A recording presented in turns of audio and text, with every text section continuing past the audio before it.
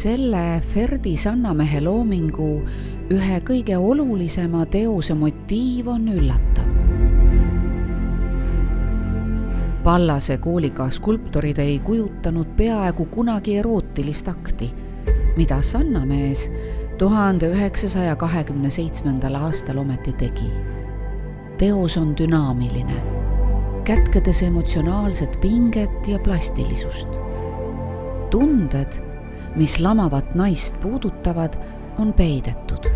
Kunstnik on jätnud olukorra vaataja tõlgendada.